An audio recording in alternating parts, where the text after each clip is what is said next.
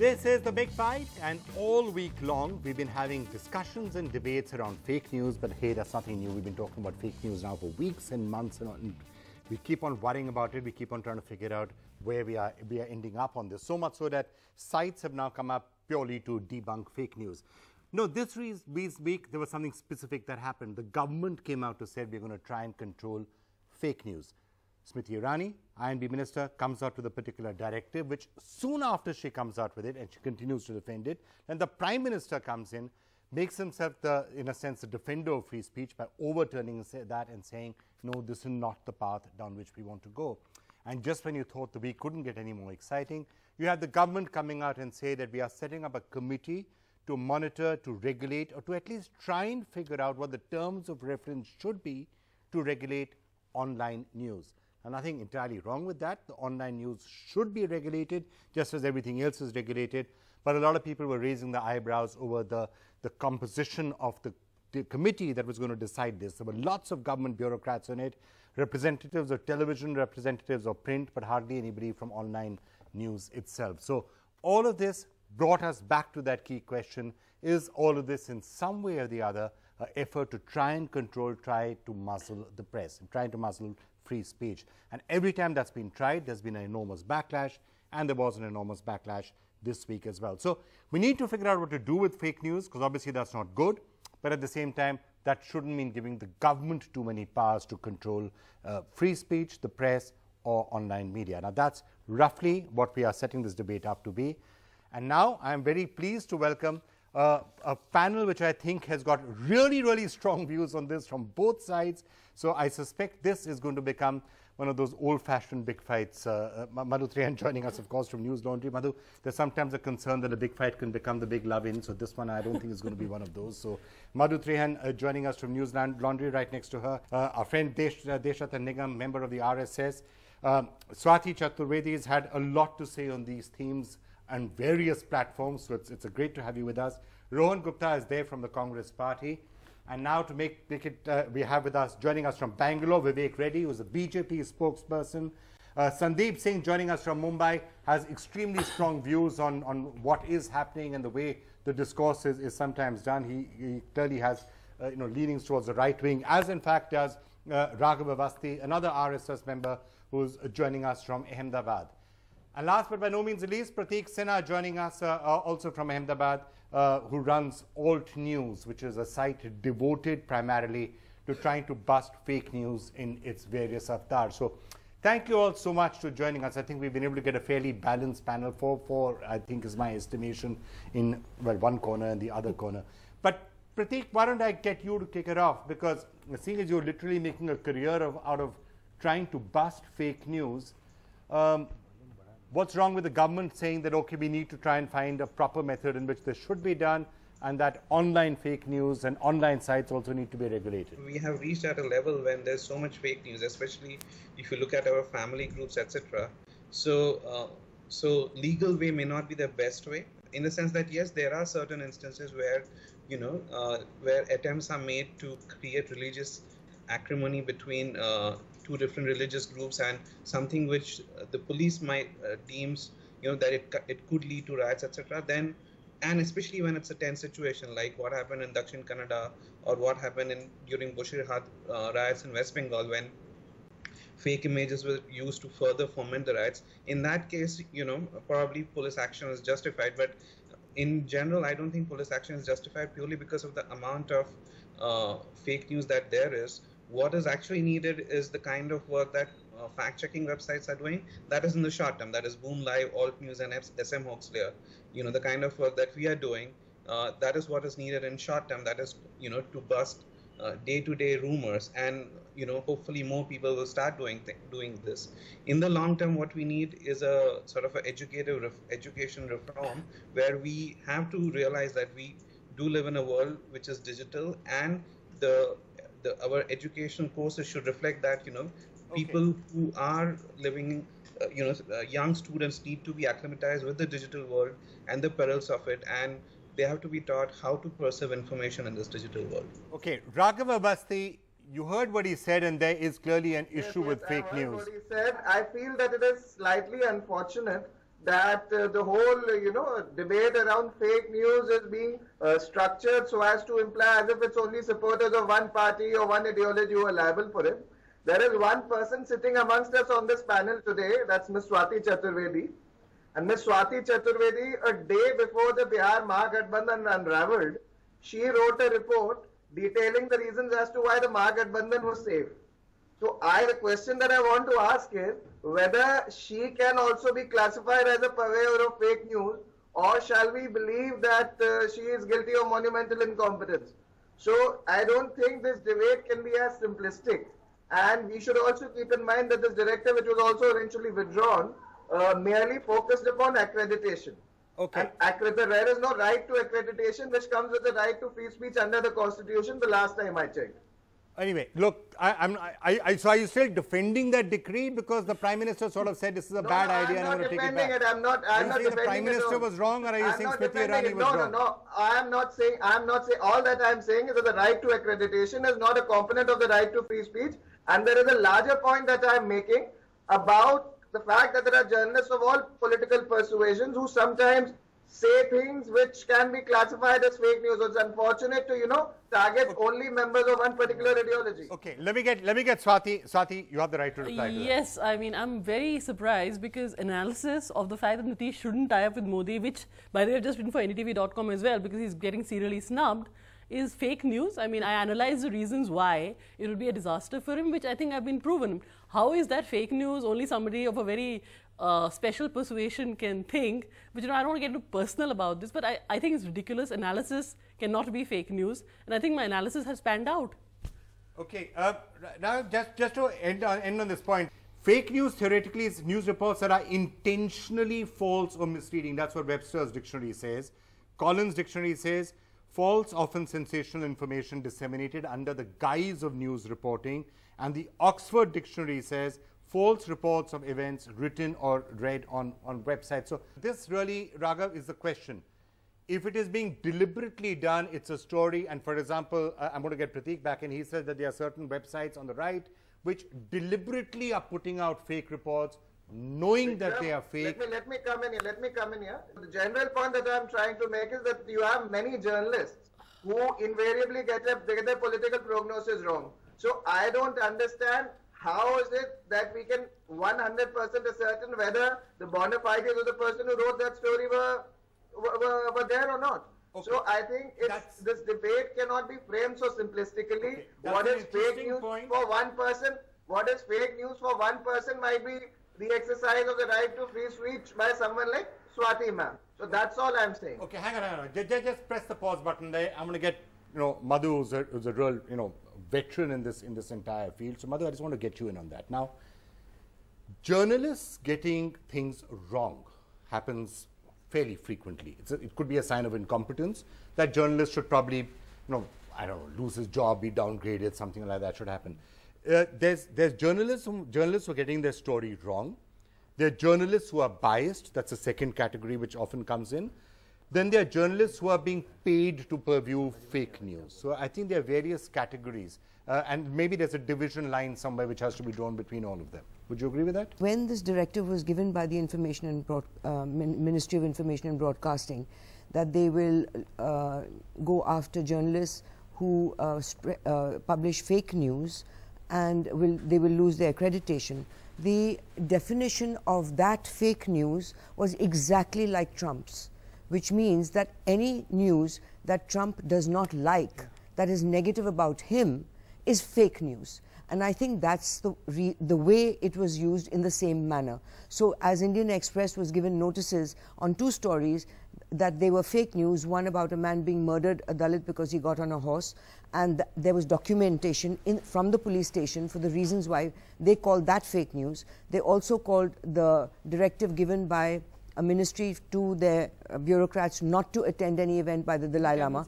They called that fake news. Now that was news that they didn't want, so they called that fake news. Now the definition of fake news is very important. There is incorrect news, which a journalist like all of us would not want to put out because it affects our credibility. But, excuse me, but when it is defined as it is the whim and fancy of a ministry to decide what is fake news, such as they decided this Indian Express was, that is very frightening. Secondly, there are enough rules and regulations that exist already, which have been used by both UPA and NDA to go after people for any reason when the news is put out that they don't like, as well as fake news. All right, Okay. so there's enough material. If they do apply the Cable Telegraph Act or any of the ones related to print and television, I think the one thing that I would object to is the switch off button, that they can fine people, they can regulate in terms of, but the fact that if a website has to register itself and ask for permission on every step of their investment, that is a key of putting the screws on websites that they simply don't like. Okay, that's a valid point. I guess, Prateek, while I still have you on, one of the sites that you have quite often described on Alt News as a factory for fake news, postcard news. Now, here's where the gradation comes in. Where do you draw the line? Madhu was saying that it's really wrong if you're having a switch-off button. Others will say it's really wrong to be arresting people. So the fact that the postcard news founder was arrested in Karnataka, would you say it's the right thing to do because he was deliberately manufacturing fake news, which is the way you have often put it? Or is it wrong to be arresting somebody for putting out information? I have no qualms in saying that, that such a person, that legal action should be taken against such a person because, right to life comes, according to me, right to life comes above right to speech, in the sense that, just because you have a website out there and you can put out any information doesn't mean that you can endanger the lives of people who are living in an area where situation is already tense. So as far as Manish Hegde goes, and we have documented tons of times where, he has indulged in such activities. So as far as Manish Hegde goes, I have no problem in saying that, that legal action should have been taken against him. But as I said, it cannot be done in, for every case. In fact, for most of the cases, it is also impossible to find out who originated the fake news. In this case, we know, but especially in the world of WhatsApp, you don't know who originated who originated a fake news. So it is quite possible that we might end up arresting people who probably just propagating it and not actually, are not actually the originators of fake news. So that problem will always be there, which is why legal action becomes tricky. All right, Prateek, thanks for joining us with a perspective. We're going to probably have to leave it there because the line to Bangalore, the Skype connection is not very robust to Ahmedabad. So thanks for joining us. We'll try and get you back sometime and we have you in the studio for a more detailed discussion. Thanks, Prateek, for joining us. Vivek Reddy, let me now turn my attention to you. You just heard what Prateek was saying, that in the case of Postcard News, it was correct to arrest him because he was deliberately creating fake news and endangering people's lives. Would you agree with that? Because again, this brings us back to the question of where do you draw the line and where do you regulate? Yes, I think so far as what was put out by Postcard, Vikram, we don't have the facts. It is what the police assess. It is what they assert. The police are saying that, look here, it did not relate to this incident. It was a different incident, and the news was fake. For now, at the threshold, though we have material to contest the police, at the threshold, let us say that the news was fake, then absolutely, there is no way that fake news can be peddled. What is a larger issue here is that in Karnataka, there have been several instances of fake news, but the government is only arresting postcard.com. But they have left other people just as it is. But you see, that's the way it will happen. Yogi Adityanath is shown. That's exactly the point. You'll have a central government which will go after Therefore, A, B or C TV channel and not go across other channels. They'll go after certain. Yes. That's the danger of leaving this in the hands of the government. Because if it's a Congress government, they'll go after people they think are averse. If it's a BJP government, they'll go after people they don't like. You are right, and I approve the fact. That's why it's dangerous to leave these definitions I approve the fact. Yes, I approve the fact that the law must apply equally. It should not be ideologically colored, or it should not have any discrimination in its application. You chase all people on fake news which has the potential to create disturbances or which has the potential to create mischief. Now, what the government has done today is very simple. It has tried to link it to accreditation because the government has a supreme interest, an overwhelming interest in protecting communal harmony in protecting peace, in ensuring there is law and order. So therefore, this larger state interest is what concerns the government. That is the only interest that can be protected here. So was Mr. therefore, Modi, so was whether Narendra it was Modi the wrong in accreditation overturning what What Smriti I'm trying Irani to did? say Is that what you're saying? No, Mr. Narendra Modi is right. Mr. Narendra Modi is right. Everybody's How It is was he a right line if of he's thought right? by the You Minister said of it's a Broadcasting. right decision. Hang on, Vivek, I'm But confused. hold on, You let me said just Smriti complete. did the right thing. Let me just complete. Narendra What Modi I'm saying overturned is, it, and you're saying he was right to it overturn is a larger question. Okay. No, the larger question is whether it should have been connected to the accreditation, because that's a serious issue. Okay. That is why Narendra Modi has overruled it. The larger issue is that when you frame these regulations, can it affect the right to livelihood and right to speech, and how far it can create those inroads? This Vivek? is something that has to be tested, and the Vivek, Modi government now has we know why rightly you're a put it up lawyer. to an expert Now we committee know why you're to a look into lawyer, this. and that was really a fancy work of gymnastics as well. So well done, well done, Vivek. To extricate yourself from a It is- potentially the question tough is spot. where we have to draw the line. Yeah, okay, Vivek, fine. Rohan, let me just turn to you. Just heard exactly why I think, as Madhu is saying, you've got to be careful about how you're defining what. Yeah. If you leave it in the hands of political parties in the government, and I'm about to come to online, same issue. The new regulations that are coming on online, where you're having 6 or 7 government bureaucrats deciding how online news should be regulated. If you leave it in the hands of the government, the BJP will use it to target journalists whom they think are anti-BJP. The Congress will use it to target journalists whom the Congress thinks is anti-Congress, and so on and so forth. Actually, it should be the job of a journalist to be unbiased and to be targeting whoever the person in government is, if warranted, and praising them if warranted. That's what a journalist should be doing. See, first of all, we need to understand, as a country, India, we are maturing slowly as far as online news are concerned. There was a time when anything published on Google, people used to feel that that is truth.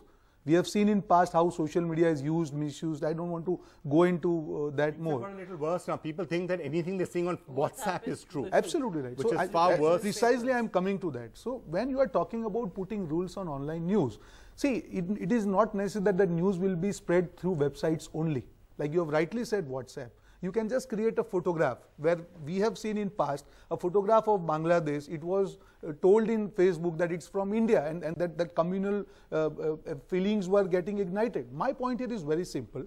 If you have to regulate it, it should be either black or white. If you leave it in grey, like if you, I have just heard Raghav, he was not talking about the clear-cut fake news. He was talking about reporters' analysis. You cannot, anybody has right to, if I am from Congress party, I have right to present my views. That's not fake news. Fake news is something which is misrepresentation of fact. If you are playing with history, you know that this is what has happened in history, and you are that is the fake news. You are putting a photograph of some other country and writing something on that is a fake news. So my point here, if you need to put regulation, it has to be clear-cut, made sure you should take time to frame the guidelines so that any government in power cannot misuse it. But even then, it is very tough to figure out what is deliberately fake and what is not. I mean, Desh is here. The last time he was here on the Big Fight, we had a long discussion on an aspect of history where he had a certain take on what history should be.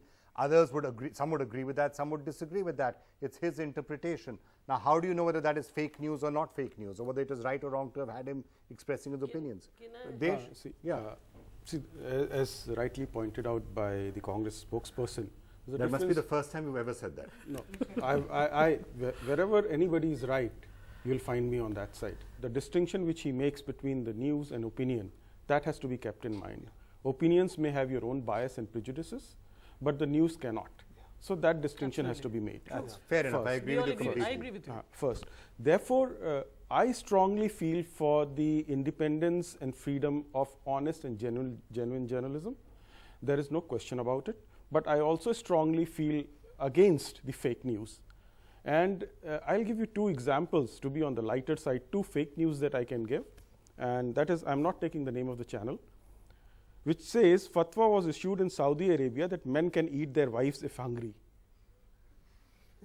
That was a fake news run by a channel in India. There's another one which was in a blog, which Insight Tonic, here I can name it, Insight Tonic was a blog. If you don't subscribe to this blog, RSS will erase your all your MP3 files, give your comic collection to charity, and demagnetize your credit cards. this is the level which you see. I mean, that's not true. No, see, the fact is, this is the level of fake news which are circulating.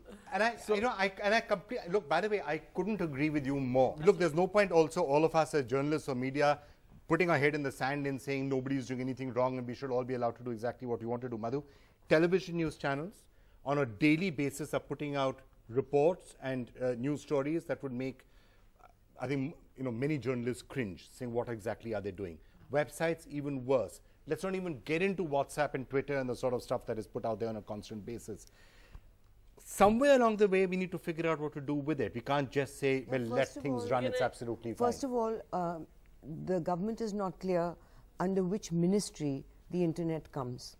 It's, bounced between the information and broadcasting, commerce and telecom and whatever. So that clarity has to come, which ministry is handling it. Secondly, I'm not against reasonable regulation in terms of which cover print as well as television news. What concerns me... So now you're talking about the online regulations in particular that are coming. Yeah, I hope they're not coming, but they've announced a meeting, a committee to study them. So your problem with that would be that you should have, you're saying you should have reasonable restrictions, but... Those reasonable restrictions already exist in our constitution. So, and they've been used many times. So there's really no need for this committee. What is of concern is really that why is the government, since 2016, so concerned with what journalists are thinking, writing, doing? The government already has 200 content auditors at the Electronic Media Monitoring Council, in which 600 channels are monitored. Reports go daily to the Cabinet Secretary and other ministers on which channel is covering what. They also have a new media wing in which we don't know the number, but this is our taxpayers' money being used to monitor us. So journalists... And if Swati is to be believed to be doing a lot more than that, and I'm going to turn to that in a couple of minutes. What one wants to ask is, why is the government so concerned on monitoring journalists and channels and print media? And they also have a software in which names of journalists are, and according to the article or whatever is published or television, positive, negative or neutral. Now what temperature I'm at, a positive, negative can be different on any issue. But I think that this is of concern, that this government as well as the UPA, they've all been like this. They've taken it because they're, I think, smarter, and they take it to another level, which we're using technology in every way. And I think it's antediluvian, because it kind of, intention is that either you have to write positive stories about us or you're finished. Now that is not acceptable. All right, Sandeep, is that a fair reflection of what's happening, that this is a government which doesn't like hearing any negativity? And that's part of the reason why every time these steps are coming, I mean, even this online news, that we need to figure out, what should be done here, and there has to be some regulation. In most times, it would have maybe been looked at and said, no, can we have more online people on this? Why is it government bureaucrats, and why is it only government bureaucrats and print people and television people who are deciding what should happen to online news? You should have representatives from online news. Normally, that's the only debate that would have happened. But these days, as Madhu said, there's a perception that there's a feeling that we should have nothing negative being written about the government, and therefore all of this monitoring and concerns about freedom of speech become much worse. I don't entirely agree, because if you go, this kind of law was brought earlier by Jagannath Mishra, Rajiv Gandhi, and then Jayanti Natarajan tried, which didn't come to Parliament. But Jagannath Mishra had passed the bill. It was there for 1 year. It took a lot of reluctance by Rajiv Gandhi to take it back. So every government has been sensitive, and we have seen Karnataka government going and arresting a journalist. And why a government should not be sensitive? I'll just read out one tweet which was said that mobs are hunting and killing Muslims across India, and there is no justice for the killers. Wake up, go.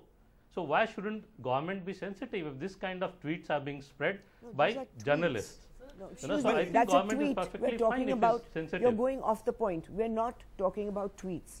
We're talking about regulating news websites done by professional journalists. Now, definitely, if there are incendiary, inflammatory tweets, go after them. There is something called alt news. I think their representative was there. 1 second. The question alt framed news was... is known to be associated with the sites which are not truthful, or they are very biased. Recently, there was a huge confusion being created between write-off and being wave-off.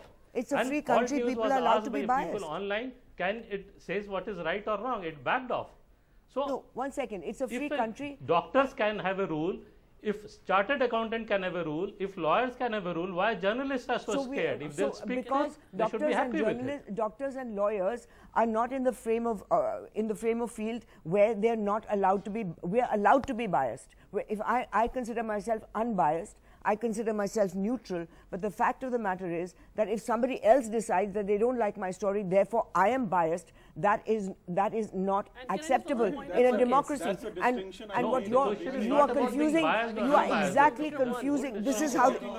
I'm sorry. I'm talking about news. Okay, now this is the method that is used by confusing inflammatory tweets and linking it up to journalists and saying that they're all irresponsible. That is unacceptable. Look, it's not necessary that every time somebody is saying something which you don't agree with, it's a institutional bias that is the case. I know that's a narrative that has been very carefully built up for a period of time, that all of these people are biased, you know, like happens in America. Trump says the entire news media is fake news.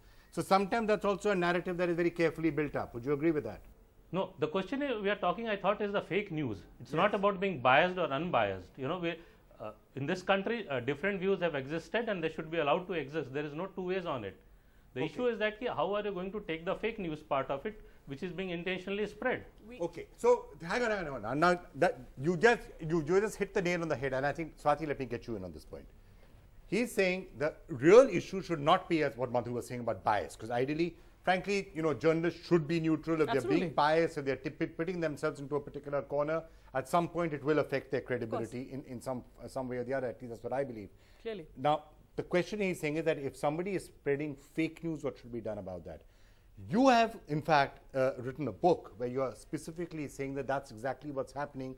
There's the orchestrated spreading of fake news that is taking place. By a particular party, the BJP's IT cell, but I'm not talking about a book. My only point to all these people is that the laws exist.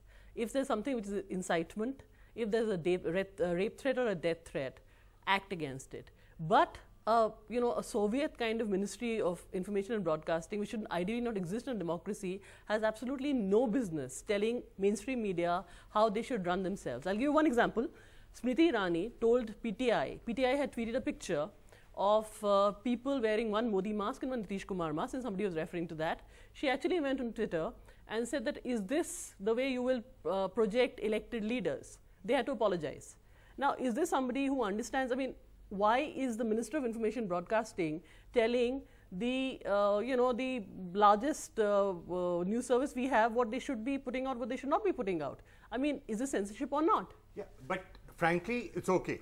The government needs to, the government should not be stepping into this, but frankly, I mean, you're saying that it's a Soviet-style information and broadcasting ministry, but you've got private television channels that are being described as being North Korean. So I think they are North private Korean. channels and private organizations are also not covering themselves in a lot of glory I these completely days. agree with you, Vikram, but you also have a situation where you have state-sponsored fake news. There were 13 ministers supporting what Madhu just talked about, which is the Indian Express in the other report, which is supposed to be a fact-checking website. You have ministers following trolls, ministers retweeting fake news, ministers going by fake news. You have Mr. Modi going to Chennai to see the floods, where PTI actually morphs the picture. No, the that PIB is why puts they it. are regulating it. The PIB puts it out. That is why we want to regulate it. No. So Because the PIB puts it out. Now, what is the Vivek, regulation? Fake news Vivek, to enter the arena of governance or enter the arena of politics. That is why we want to govern it. So are you regulating it? We want to regulate it because it is. See, first of all, no, so Vivek, hang on. What are you saying, madam? Soviet style, PIB photoshops where there are more than different 300 floods, channels and in then India, you remove the you're accreditation talking of PIB, about Soviet then era apply the same rules. of muzzling the press.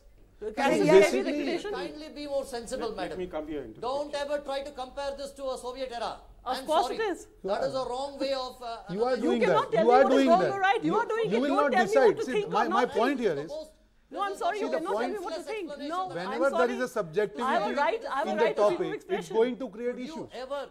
Nobody- Could you ever categorize See, categorize fake Modi? need not be, The way no, this you is all totally harass wrong. Modi, Fake the way need you not all- be all the defined by freedom anyone. that you have Fake has take to on be Mr. fake. Modi, everything has been allowed. You cannot say the Soviet stance. Okay, okay. Can I get the Congress party in? Because look, hang on. It's all very well. All the freedom. So hang on. Attack Mr. Modi. Okay, Vivek, hang on. We don't need Vivek, your permission to Vivek. attack anyone. Okay, Vivek. And aren't you doing Vivek, it? just pause. Allow me to speak. I'm about to attack the Congress. That should make you happy. Just give me 2 minutes. No, 2 minutes. I'm about to attack the Congress out here. Modi or Vivek, Rahul 1 second. or anybody. Yeah, here's the doing thing. our job. Don't make us into activists. Yeah, here's the thing. It is perfectly true that most governments, and I'm trying to come back to a broader issue. Yes, the BJP, Swati and others saying maybe particularly sensitive, really worked up about it. And there is certainly a certain amount of social media activism, if I can use a polite word for it, which seems to be taking place. It's not that the Congress party has been entirely, always wanting the free spread of information. Let's not even go into the emergency. Let's look at the defamation bill. Lots of other things have happened. Section 66A. Section 66A was a Congress party step. So I think part of what I think we need to figure out is, where do we allow not just the BJP, but any political party to have the ability to control speech and the press? Because today it's the BJP which is in power at the center, tomorrow it will be the Congress party. Absolutely. Today the BJP is misusing it, tomorrow it will be the Congress which will misuse it. It could be a third party completely which misuses it. Who knows? So that's why I think we need to figure out, where should the state end and state regulation end and private regulation begin? Basically, I agree again with him that there is a difference between fake news and analysis. You cannot question anybody's opinion on anything. I may be biased, I may be wrong, I may be right. The state should not have any right to question that person. The point, if you are talking about fake news, it's a clear cut. Even a photograph where another description is, that is also fake news. Okay. Another point, a very small point. You are putting regulations in place, but how can you cover social media? By the time your panel sits and they discuss about it, the damage is already done. We don't have that infrastructure. You have, if you see China, the countries like China, that they don't allow this kind of fake news and all. They have China doesn't allow any news. No, that's what I'm saying. News. No. What I'm saying is anything which they don't allow genuine or fake news. Maybe that is their ideology. My point here is, anything which is against nation should not be allowed, and they have that server. Wait. Hang on. I'm so glad you said that. I'm so glad you said that. Your definition of what is against the nation, and what the BJP's definition of what's against the nation, and Madhu's definition of what's against the nation. Let me complete. I agree, burning the flag. Let me complete. That's what. Let me complete my remark. When I say anything against nation, we are a very sensitive country. We have seen many social media posts which have created riots and all. My point here is, before you take action on fake news, there has to be mechanism that it has to stop. So hang on, wait. Madhu, hang on. I'm just trying to figure this out. Let me get you all in. I only partially agree with what you're saying. You're saying that, look, there have to be some things that are above free speech. I think what you're saying. Absolutely. So Madhu, if somebody is insulting the nation, making a call for sedition, burning the flag, or spreading violence, or saying, let's have child pornography or stuff like that, is that stuff that should be controlled by somebody? I wish they'd go after the child pornography sites far more than what this kind of regulation that they're planning. I think that is more important. Secondly, I would like to ask Mr. Reddy that why was a Gujarati channel shut down pre-election Gujarat elections? It was. All right, and then why did another channel, an English channel, who reported the news, they reported the news that the Gujarati channel was shut down, they were sent a notice saying, explain yourself, take action against the anchor who said that the Gujarati channel was shut down, and she added a line saying because of the Rahul Gandhi interview. So then that channel then took action against that anchor in order to appease the notice that was they received, the ministry who sent it, to appease that ministry. They suspended that anchor for 2.5 weeks. 1 week later, they got another notice saying you haven't taken enough action. 2.5 weeks suspension is not enough. We will close down your channel. Now, that, and Mr. Reddy, please answer that. You're saying all of this very happily on a television news channel. Yeah, but wait till the notices come. Guess who the anchor here is? But it's already now he's going to say that you have the freedom to say this. The point is. that we may have the freedom to say this, but we also need the space to not have to fight for it. Correct. Okay. We need to just do our jobs and not categorize as positive, Fine. Vivek negative. and Sandeep, We do let me not see. want to be involved in activism, not for a second. Vivek and Sandeep, let me try and see if there are certain areas where we all get a can get a consensus around. Mr. Reddy answer this, Yeah, please? first, would you like to answer what Madhu was saying about notices to channels for carrying that particular story? One thing is for certain, that there must have been some compelling state interest as a reason for the Ministry of Information and Broadcasting to do it. Well, I don't know. I don't have those facts. We don't know what is the compelling state interest. But in any case, let me tell you one thing. Let me assure you one thing. This is a nation where all ideologies are being broadcast to people of India, and there is complete freedom to do it. And if you have ever seen one politician who for the past 2 decades, even after becoming the Prime Minister, has faced the highest amount of criticism under free speech and all sorts of fake news against him also. And that is Mr. Modi, even after becoming Prime Minister. And therefore, the freedom that you are contemplating, the freedom that you are canvassing about, that freedom is always there with the media. And there is absolute public freedom rally for about criticizing the way Mr. he Modi. speaks. So therefore, you don't have to get touchy about it. Can I Kindly let me tell you one thing. Please don't describe or put down the regime of this country's free speech to that of the KGB or to that of the Soviet Union. I'm saying it's already let me speak. Why are you not allowing me to speak? Vivek and Swati speak. Why are you not letting me speak? He said he doesn't know the facts. You can't Swati. be so senseless or irrational. Otherwise, this itself may become fake news. But what is he talking about? What is he? First of all, I really have no clue what he's talking about. But what he said, About what he Soviet said that he's the Soviet type. Is it a we public are. rally? Can I To be speak? fair, Can I please speak? Swati, please speak. Okay, Swati. some reports are put out. Let me just clarify, Vikram. Taking you on Yeah, I another don't thing. want But to. what are you talking about? KGB or ye I'm wo. not talking about the KGB. Let's stick to It's the not a subject. political speech. It was there with the UPA also. Am I also there? Yeah, Yeah. he's not. I'm trying to wait for Vivek to pause for a minute so I can get you in. Okay, Swati, you want to respond to what he said? Actually, I don't because he was totally digressing. My point is very simple. Unless I disagree with him, unless there is incitement, unless you're causing communal riots, please do not police the media. Please do not police online sites. And for a government and for a party that manufactures fake news in industrial quantities and is particularly sensitive about criticism. That's the reason why the government has set it up. Oh my God, can I finish? Why are you not letting me speak? You're talking about Vivek, freedom of 2 secs. expression. Vivek, 2 May I be allowed to finish what I'm saying? Go ahead. Okay, she has the right to speech on He's this already program. following the regulations, Exactly. I guess. So all I'm saying is that please don't let bureaucrats decide what is free expression or not, because somebody could say, you're an anti-national, go to Pakistan. Now, I don't agree with that. Let us not put such stupid conditions unless there's incitement. Please, there is no policing. Desh. Self-regulation here is very important. You have Press Council of India, you have NBA as well. But they are toothless, paperless tiger right now. Certain guidelines need to be framed and given to these 2 bodies to self-regulate. It should not be with the state. Self-regulation. In fact, the chairman, Justice Chandramouli, recently said 2 days back that fake news is a global menace. Nobody carried it. I didn't see it on any channel. I just saw it obscurely somewhere being mentioned. This is a very important statement coming from an independent body. So that was not the state speaking, but an independent body speaking from the PCI's chairman was speaking. So there is a problem which he recognizes, and he also recognizes some kind of a self-control mechanism should be there. So clear laid down policies to be self-regulated by PCI and NBA is what I am proposing. Okay, hang on 1 second. Just a second now. Let's just try and end the show with looking at a specific issue which is about online news sites. Madhu, what Desh has said actually is what a lot of people are having issues with. NBA is the News Broadcasters Association. The PCI is a print organization. Online news sites are saying television news broadcasters or print people have absolutely no idea what's happening on the internet right now. Why should they and 7 government bureaucrats together sit down and figure out what should happen to online news?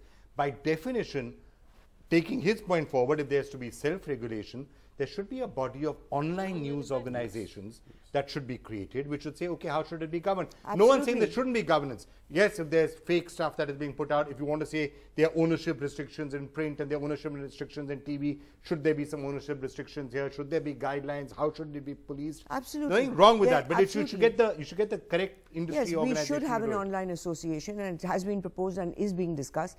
There should be the same kind of guidelines that are followed by the Editors Guild and the National Broadcasters Association. But the mistake the confusion that is being created, and in some sense deliberately so, is setting alarmist sort of tones with giving examples of inflammatory stuff from social media. Now let's be clear, the rules and regulations that we're talking about are for news websites. So for those news websites who should behave responsibly, and they cannot spread fake news because it affects their own credibility, I agree that that is fine. But the most important thing to understand is that like what's happened with Sinclair News, and I don't want to waste time by going into the details, but viewers can just go into Sinclair News and Google it and find out that this company owns 193 channels in America. They put out a script which was read out by all their franchisee channels. Excepting for some brave anchors who refuse to do it. Yes, but very few. Most of them, everyone has to put food on the table. They are pro-Trump, ultra-conservative, and they spread it like that. So that kind of thing is being done also in India, as has been mentioned by 13 ministers shooting off the same way. So we have to be extremely cautious. The regulations must come, because then you have that Pizzagate. Pizzagate. The other leftist ideology is also being very strongly peddled. One second. What do you have to say Vivek, about I'm that? just coming to you in a second. I'll answer 1 second. Calm down. I'll answer you. I can't even hear your question. Let me finish and I'll answer your question. Why do you want to see only one thing? The rightist ideology. Yeah? Why don't you address that issue also? Address what Vivek, issue? I'm just coming to you in a minute. Address what issue? The wire, the alt news. Yeah, okay. Okay, He doesn't know what's coming. the main thing is that regulation is fine, responsibility is important. Okay. Like we had Pizzagate, all right? A guy goes and shoots up this. We don't want that to happen in India. All right, fine. Let me get Sandeep Singh this before I come back to Vivek Reddy as well. Sandeep, on the question of monitoring online news websites, it's somewhat baffling as to why it should only be done by TV broadcasters, by print people, and by government bureaucrats. Why not allow the news online industry to regulate itself? Isn't that the logical thing to do, to come up with the right laws, the right norms? Yeah, it's a good idea, and I think it should be explored. And why only explored? It should be implemented. That will be a good start, because everything needs a monitoring, and it will be a very good beginning. I'd like to mention another point, taking a chance, is that it was the same Smriti Irani who was accused of employing Rakesh Jhunjhunwala's daughter, which was a fake news. So it's not about bias only that we are talking about. In this country, we do talk a lot about fake news. Okay, Vivek, on this point of online regulation, just answer a specific point that I have made. Why only government bureaucrats, television executives, or print executives? I think, Vikram, we operate on new technology with vast amounts of data, having potential to create a lot of communal disharmony, and also having potential to bring dislike to a nation's integrity. I get it, but So you're therefore, proving my there point. has to be- there has to Vivek, be wait some- 1 sec. You're proving my point. You're proving There my has to point. be Print there has to be a executives, regulator. print executives. There has to be a regulatory architecture. I get it, but I'm saying that right now the proposal is that regulatory architecture should be designed by government bureaucrats and by press council, which is print executives and TV executives. You're right, there's data coming. What's happening on the online world is something completely different. Surely you should get people who know what they're talking about to figure out the architecture. I'm not saying anything against the government ministers or NDA or anybody else. I'm just saying online news is a different animal. Exercise. Yes. Yes. The government is today undertaking the exercise. It has not brought any concrete regulatory architecture into operation. So therefore, it will consult all stakeholders. But they're not consulting the stakeholders. That is exactly the point I'm trying to make. Vivek, that's exactly the point I'm trying to make. Who are the stakeholders they're consulting? They're not even asking anybody on the online world. Rules are getting there is a question of... It is still in the making. Okay. It is still in the making. I'm hoping that is an allusion to the fact that they're going to change the composition of this committee, which is, I think, the first thing that needs to be done. All right, now let me get your final thoughts on this. Look, would you disagree with the basic parameter? Congress tried it with 66A. Why did 66A come? Because you said we need to control what's happening online. We can't allow everything to run riot. So to that extent, it's not that you haven't tried to do exactly what they're doing right. See, there is a difference. When we were talking about that time also we were taking consensus. We are seeing what is the feedback of the people. Now here we are missing one point. So Smriti Irani will say, I'm trying to get a consensus. Let me complete.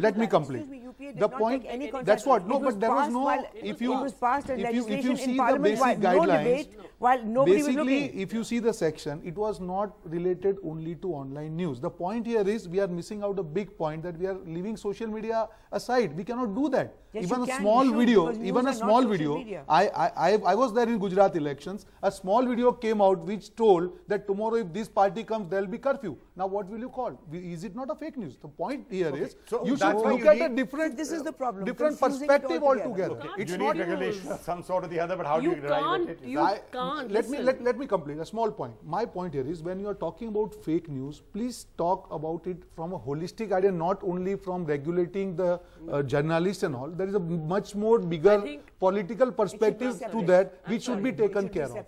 Swati, you disagreeing with him? I think that's exactly what you're saying, that there is a larger narrative of fake news which is being put out. It's completely separate. You cannot confuse. No, but you cannot confuse social media with online news, for God's sake. No, because but fake news doesn't mean that it's online news. No, listen to me. The point is they're trying to regulate news content as if it's social media. It is not social media. There's a humongous difference. Please understand. No, please tell me if there is a news, posted by.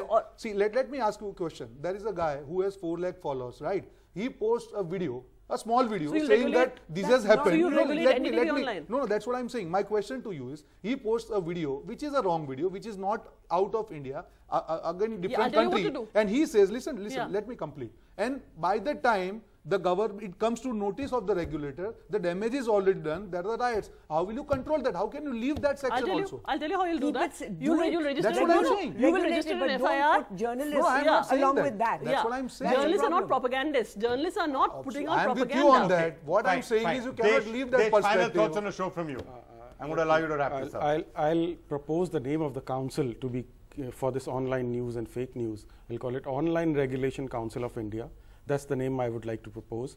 And it should be brought under RTI to see their performance. Like Editors Guild of India should be brought under RTI. Agreed. And NBA should also be brought under RTI, so that at least what they are actually doing comes into the public domain. They are not just sitting as a toothless tiger. With that particular suggestion, something which needs to be looked at. Look, there's nothing wrong with trying to find ways to control aspects of what is happening. Obviously, there is a problem. It's not that we can bury our heads in the sand and saying there's nothing which is ever going wrong with the way information is being disseminated. And the right regulations may have to be brought, the right ownership restrictions and all may have to be imposed. But you've got to make sure it's a right body that is doing it, and largely doing it through self-regulation, not through government censorship, because the minute that starts to happen, it's a slippery slope down which we don't really want to go. That's a big fight this week. We'll be back next week. Bye for now.